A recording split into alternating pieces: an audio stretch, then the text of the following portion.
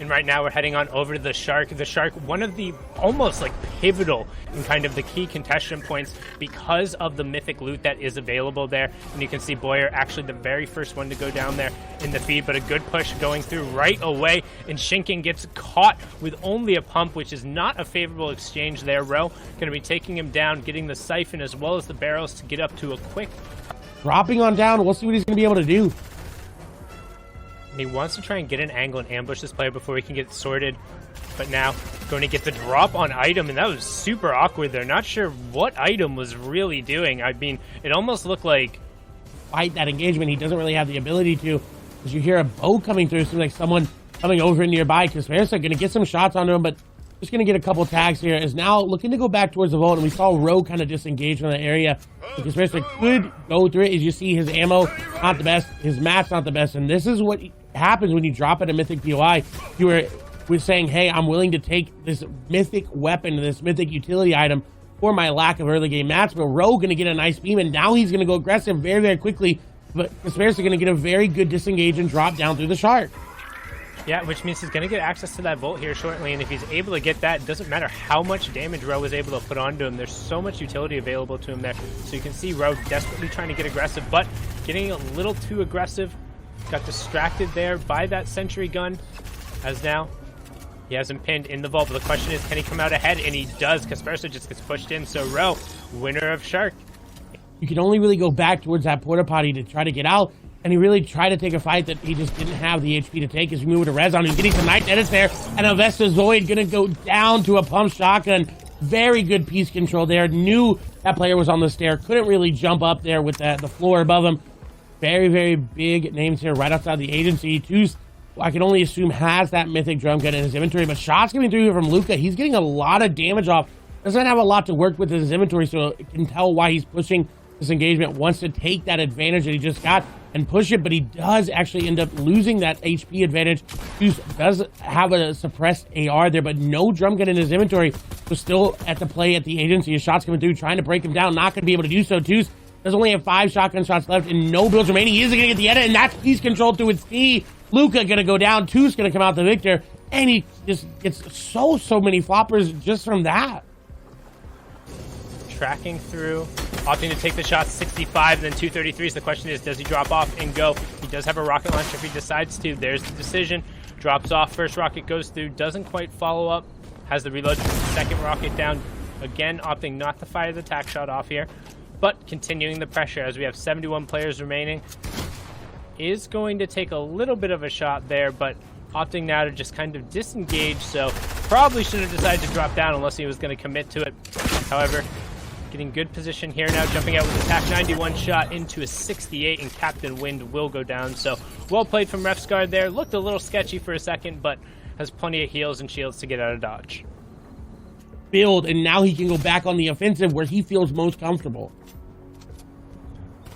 And just trying to reset for a second here as he has so much pressure coming from all around. You can see on that minimap 4 players around here. Does phase into that box, into the cone. Sees the other player below him trying to take the shield.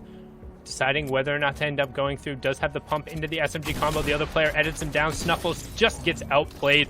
Blackie, no problem there. Taking that one over. Using the grappler to create some horizontal distance. Fex hears it right away. Is trying to get up on the high ground so he can kind of nullify that and still have an angle. Gets on the other side, close the distance. Brilliantly done from Fex. Lives with 6 HP, but gets right up into his face. Hits the pump shot, swaps over. Knowing where you can use the water and how to get down, and the ability to kind of use that zip line without getting caught. With that being said, a nice little ambush coming through right away. It's 62, 62, 31. Axial just absolutely obliterating Caxi. You can see him immediately popping a flopper to try and get some form of effective HP back. But 16 Axial is looking to go aggressive. You can see him walling off the side, using the tack to put some damage on the wall, phasing himself in 1, phasing himself in 2, but good disengage so far from Caxi, putting plenty of metal walls between him and the opponent, owning that cone flip, but not quite enough. Axial able to take advantage of that nice little ambush he set up there, and unfortunately for Caxi, he's going to have to queue back up. I believe you are correct. I believe a ghost space there.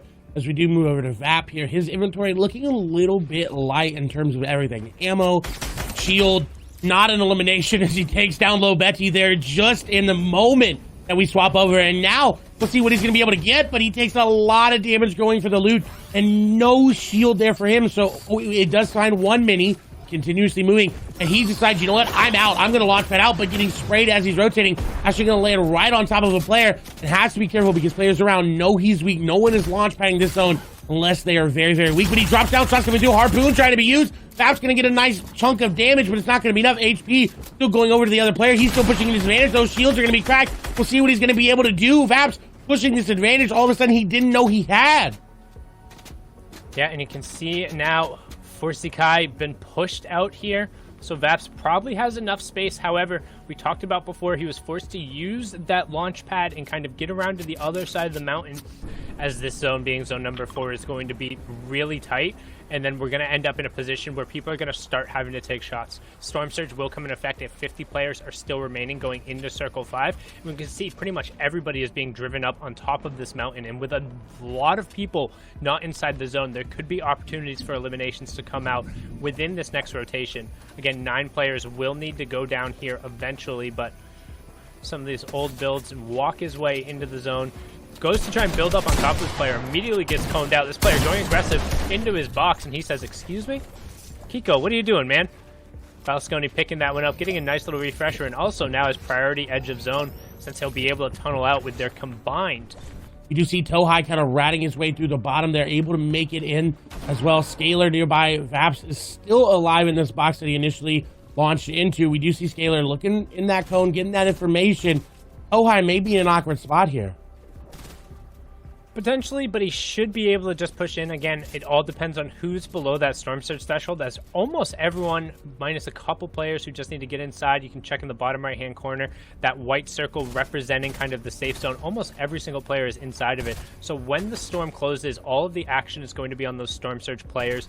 Does find a recycled launch pad, does get a nice mid-ground tarp here. Only thing I'm worried about is that he's built out of wood, and you see immediately switches over to that metal, so he can let it build up and sit and wait and look for elimination, as he's gonna, I believe, pick one up right there. That's gonna be a big beam, and he does. Specky Fin gonna go down. What a huge catch there by Scalar, just picking up everything. Unfortunately, not gonna be able to reap the rewards of that elimination, but the reward for him is those 4 extra elimination points.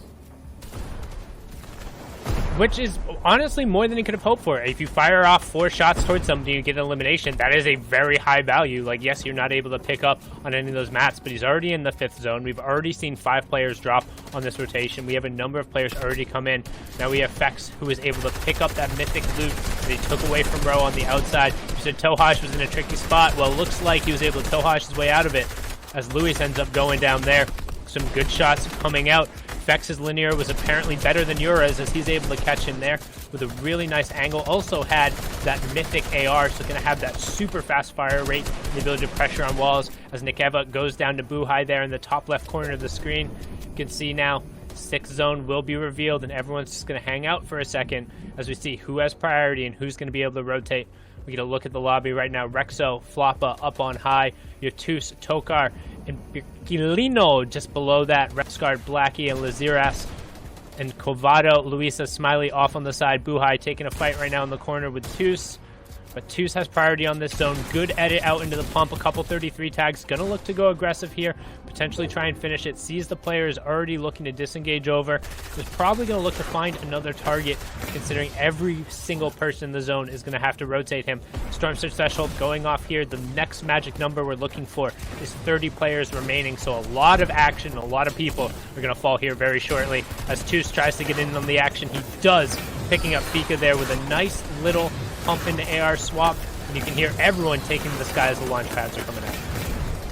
And I was really worried for Juice here that he was not going to get the swap off with the pump and the suppressed AR there, but he's making it work, making this layer changes very, very flawlessly, doing very, very well to stay alive. But what is concerning here for Juice is that he does not have a lot of mats. Now, he does have 4 floppers, so he does not need to worry about that too much, as we do see Matzo going down, Flex going down, Belasconi going down, Snazy going down. A lot of big names going down here in this zone. Fletamoy's even falling as well. Tus pulling what I call Savage Classic, sitting in that cone, waiting in these in-game circles is going to catch a lot of players off guard, like Tiago there, who was just trying to make an edit in an uncomfortable situation. As Tus is going to find a launch pad there. Don't think it's advisable to take that. Actually trying to help the player down below take it, but has decided against it. 25 players remaining. Who's looking for any opportunity he can to take this launch pad. Is going to be scuffed a little bit, and he does end up taking a decent amount of damage to it, and he is going to be able to make it out, though, to see what he does in this rotation. He needs to not get hit out of the sky. As long as he can avoid that, he has the floppers, he has the big pots in the minis. He's far enough ahead of zone where he should be able to get himself almost up to that effective 100-100. You can see there, he's just going to rock with the 179 here, trying to push forward and catch somebody tunneling across them. You hear that grappler over on that side. That should be for easy.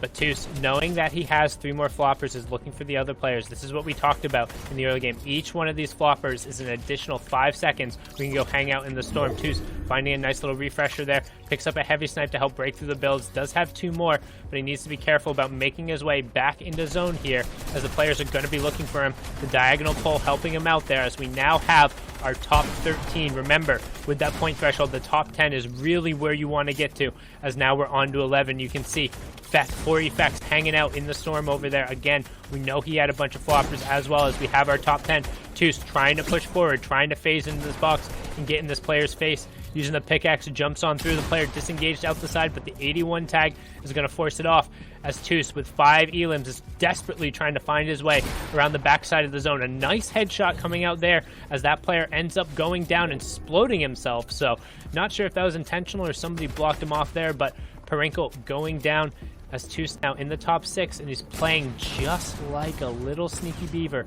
Only 1 build left. Can't take the tick from the storm. Is able to push forward. Can he finish the elimination? And he does. That's Buhai, and that's a huge refresh, getting him just enough mats, as Fex picks up a double, and then a great double edit coming out from Toos, and we have our 1v1. It's the Shark. Oh, it's not the Shark player. Julian Com up top, and then Toos on the low ground, Clay.